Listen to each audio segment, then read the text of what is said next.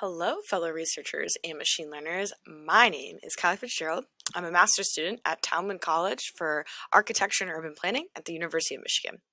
In this video series, we are going to learn and understand how urban planners and disaster recovery professionals can value artificial intelligence tools and integrate them into our practices.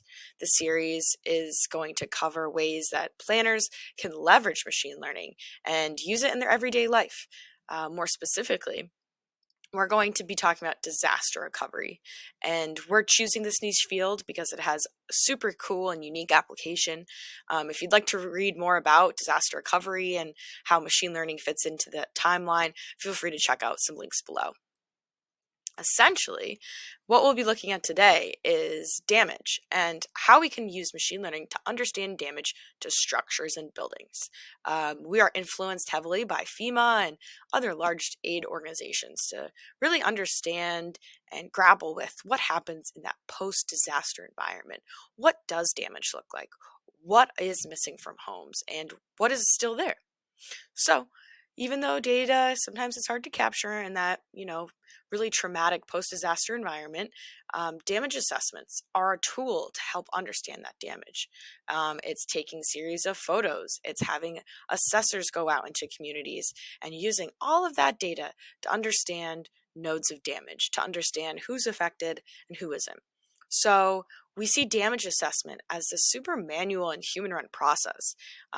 It's a person traveling from home to home for potentially thousands of homes and using their own unique biases to assess whether a house is damaged or not. Sometimes there's checklists and sometimes there aren't.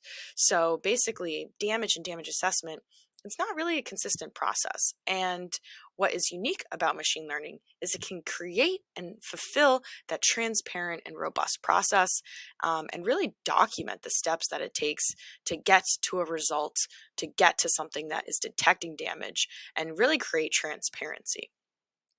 So, what even is machine learning? Let's take a step back and let's just discuss this machine learning pipeline and what the series will do.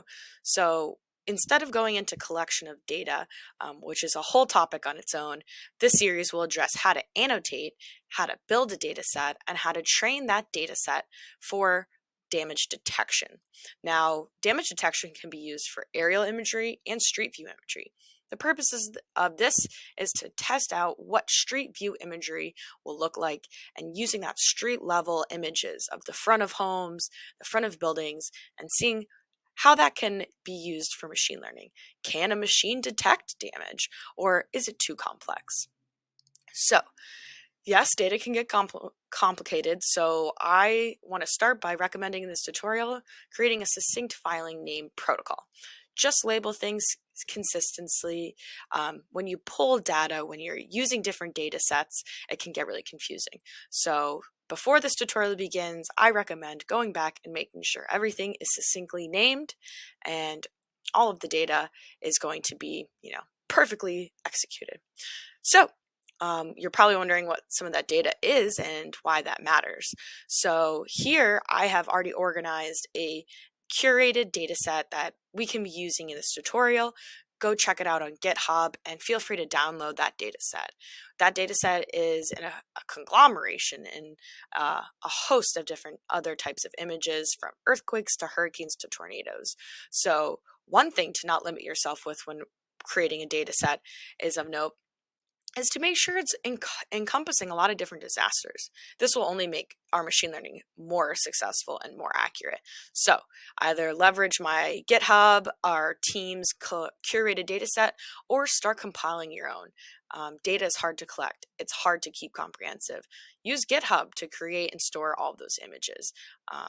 And to kind of understand the data using machine learning, we're going to use RoboFlow to annotate and label and give that data more descriptions to help machine learning understand and learn from that.